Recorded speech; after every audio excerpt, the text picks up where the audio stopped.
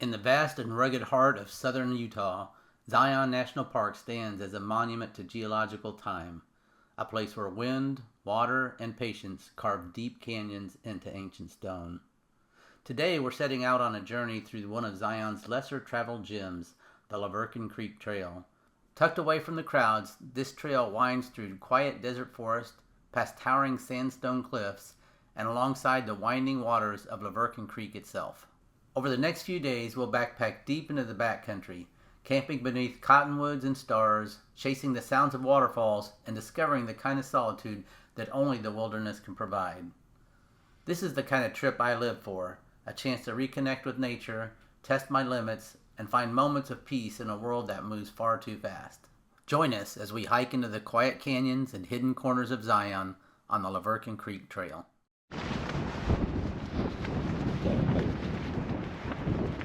About to start the hike of Verkin Creek at Zion National Park, and we're at the trailhead, and it's a bitter cold today. So here's the start of the trail.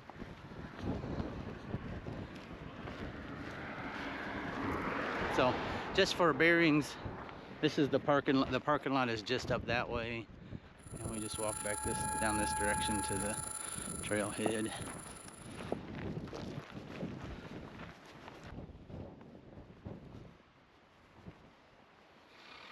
Our journey begins at the Lee Pass Trailhead, nestled at the edge of Zion's Kolob Canyons. From the very first steps, towering crimson cliffs and dramatic ridgelines welcomed us into a quieter side of the park, far removed from shuttle buses and bustling crowds. The trail descended steadily, weaving across ridges and down switchbacks, revealing layer upon layer of sandstone cliffs shaped by wind and time. In the distance, we caught glimpses of Timber Top Mountain and the deep-cut canyons we'd soon call home.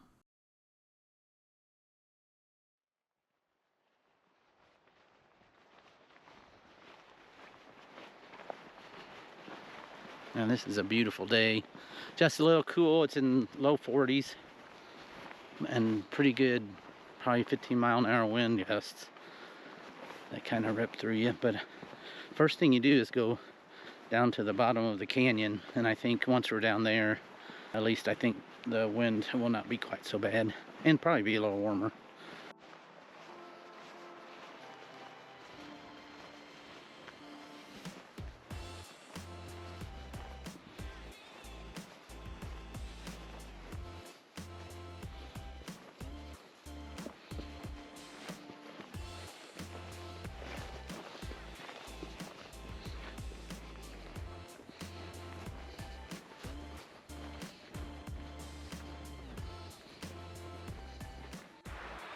Yeah, so within the first mile, you go down and then up a pretty big, well, pretty steep, not big, incline.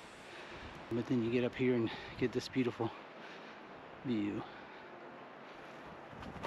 This is my friend Steve, who's backpacked with me many times before. You've probably seen him in other videos. When Steve comes along, you never know what'll happen. When we backpacked the Buffalo River, he left his tent poles at the last campsite, and at Elk River, he locked the keys in a running car. I can't wait to see what happens on this trip.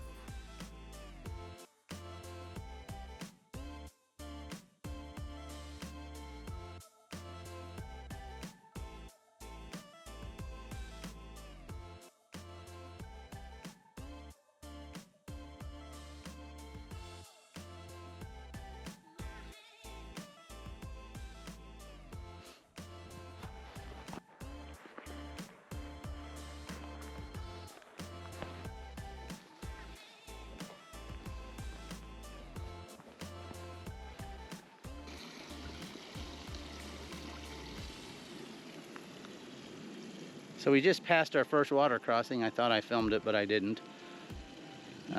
Nope.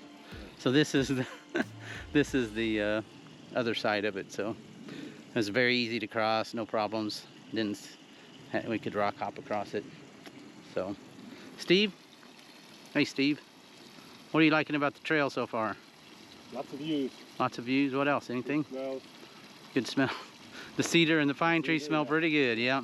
All right. Not long after leaving Lee Pass, the trail began to play tag with a small creek. We'd cross it, wander a short stretch of trail, then cross again, and again, and again. By the time we reached the canyon floor, we'd probably splashed across that little creek 15 times. Each crossing brought a slightly different scene. Smooth stepping stones, shallow ripples, or cool shaded pools, and each one a reminder that water shapes everything here.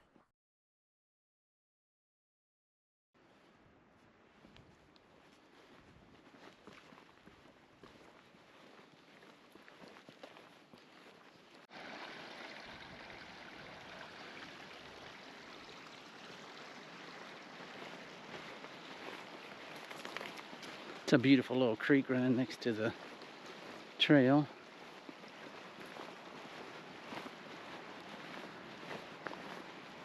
I saw it on the map, but I don't remember the name of it.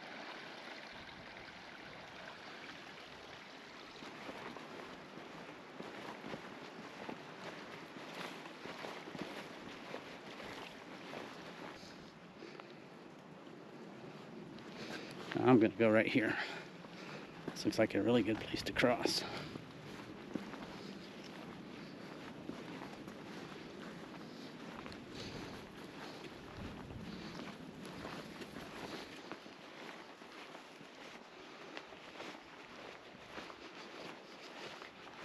Mostly the terrain is sand so far. A little deep in places, but pretty navigable.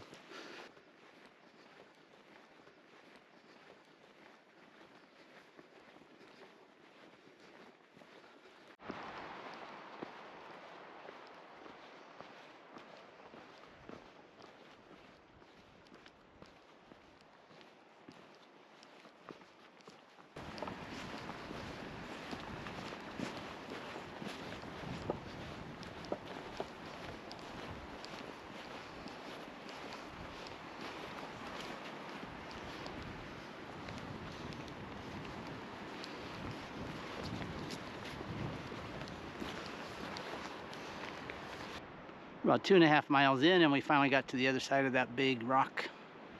That was our goal, I think, for now. It's much deeper sand here. Hey,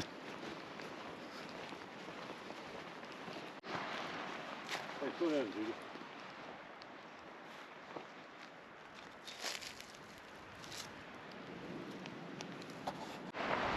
Alright, we're about 3.5 miles in. Our campsite should be up here pretty soon, I think, in the next mile.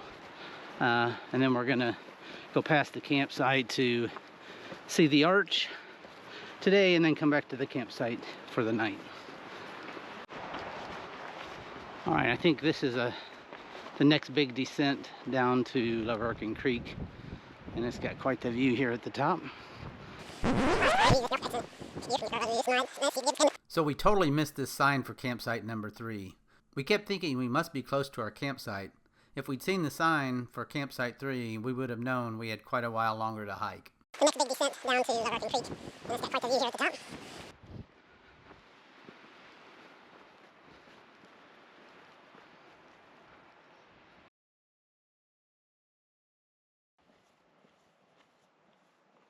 As we dropped into the canyon, the dry desert gave way to pockets of green, cottonwoods lining the path, and the distant murmur of Verkin Creek growing louder with each step.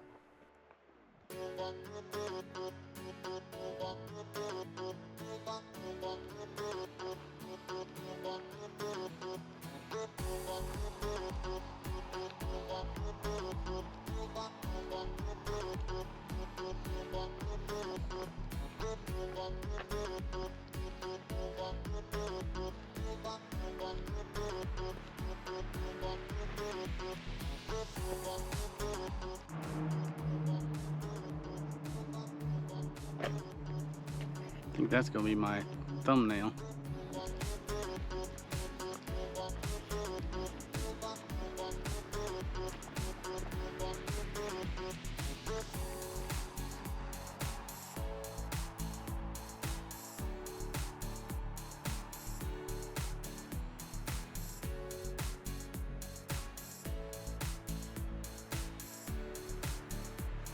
That's a long way down. Look at those big boulders. We stopped here to take a little break, eat some beef jerky. Almost at 5 miles, and it's a little bit different. The sand's a little deeper. Got those little scrubby bushes. I think we're almost to the campsite. And this is Verkin Creek. It's very beautiful. I hope the colors are coming through on the video.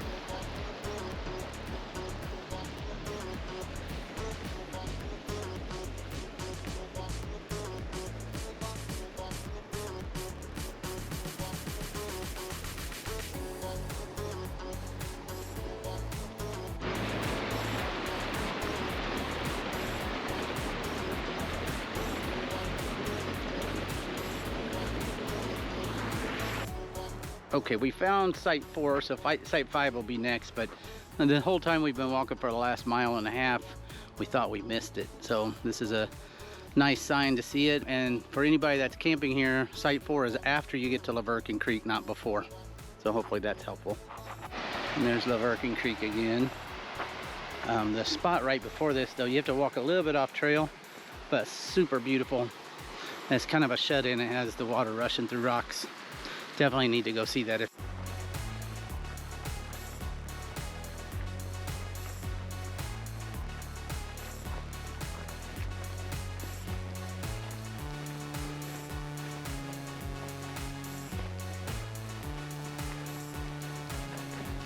here it is. And here's campsite 5. Yeah, up over the hill. Yep. So this is 5.5 miles in about. So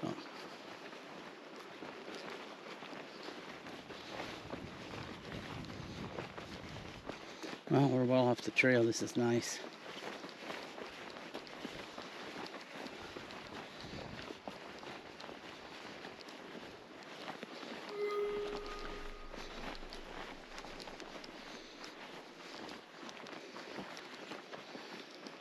It smells really good in here. And we found this little side room off of the main campsite that looks even better. So we're gonna camp here tonight. Once I get the tent set up, I'll show you the whole setup.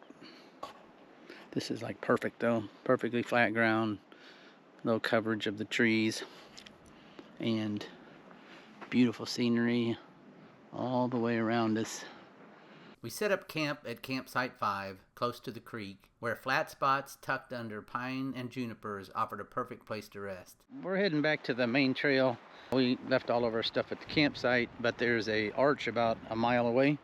So we're gonna hike down to the arch, take a look at that, and then come back and camp for the night.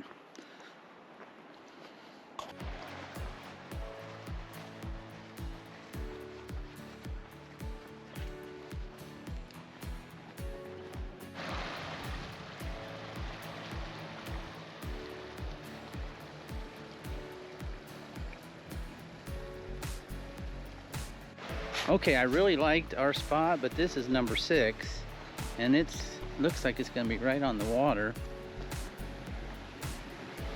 Wow, this is a pretty awesome spot.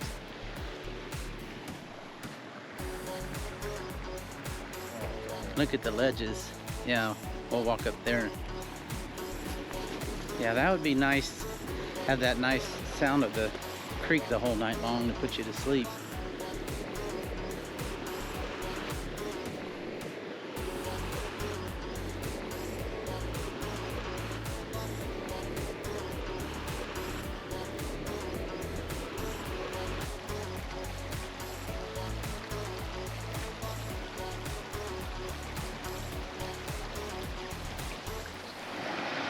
Actually, I think we found 6. It's across the water, so.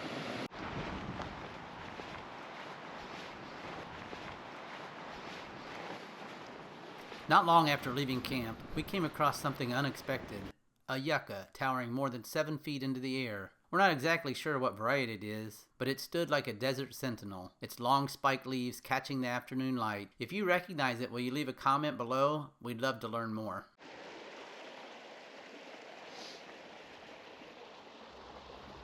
If you're enjoying this video, please take a moment and hit the like button. And I have some great videos coming up. If you subscribe, then you'll see those videos in your YouTube feed. Thanks, hope you enjoy the rest of the video.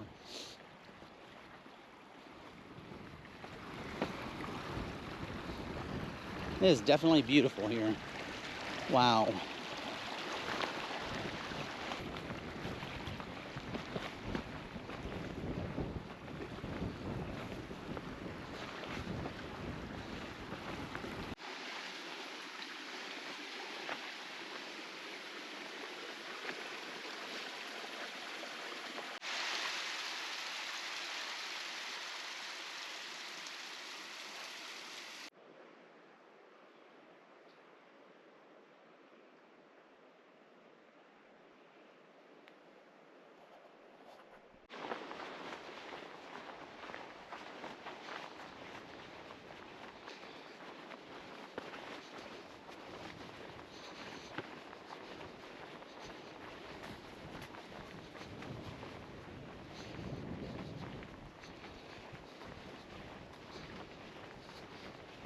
That was a beautiful old pine forest, and I think we're almost to the turnoff to the Kolob Arch.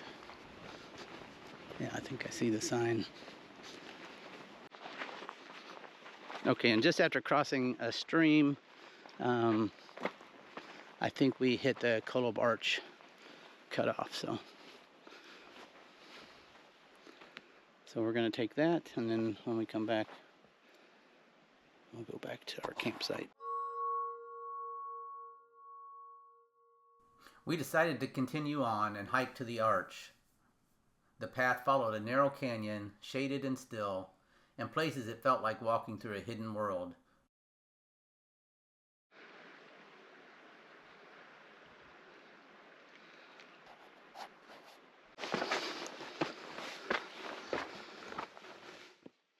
The spur trail to Kolob Arch was much more technical than the main path.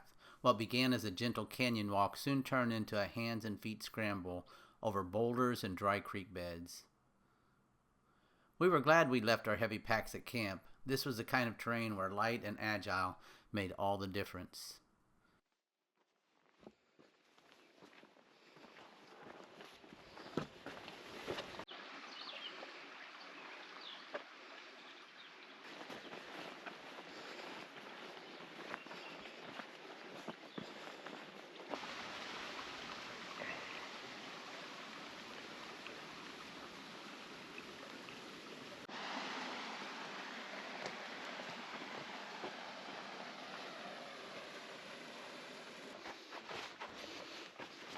In one spot, the rock itself had been shaped by human hands, a series of carved handholds and footholds etched into the sandstone, guiding us up and over an otherwise tricky boulder.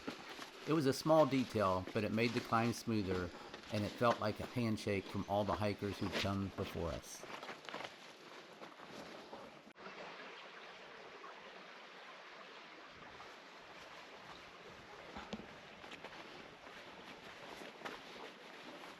Despite the effort, the trail was a joy, twisting through shaded groves, echoing with the sounds of birdsong and wind slipping through the canyon walls. Every obstacle felt like part of the adventure. Okay, we got to the end of the trail, and we're looking for the arch. And when we finally stood beneath Kolob Arch, high above us and shrouded by trees, it felt more than worth the effort. Quiet, massive and ancient. A reward earned the old-fashioned way, one careful step at a time. Okay, so the arch is there, and there's a rock behind it, so it's a little bit hard to tell. It's right in the middle of the screen.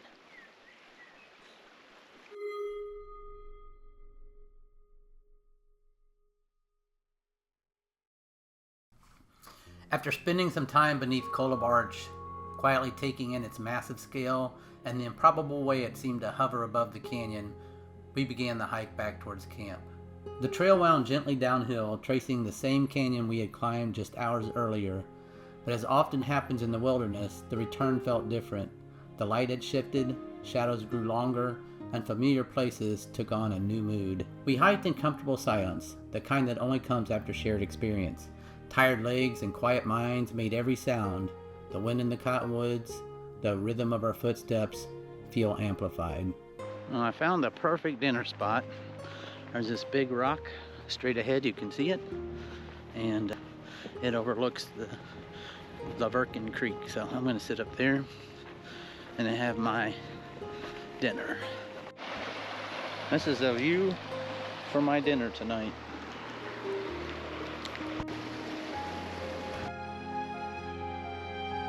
Backpacking has a way of filtering life down to its simplest components. Walk, breathe, notice. There's no rush to be anywhere, no signal pulling you away, just the next step and then the next. By the time we arrived at camp, the canyon had begun to glow. We filtered fresh water, peeled off our packs, and let the stillness settle around us again. It wasn't a dramatic moment, but it didn't need to be. It was the kind of quiet return that feels like coming home.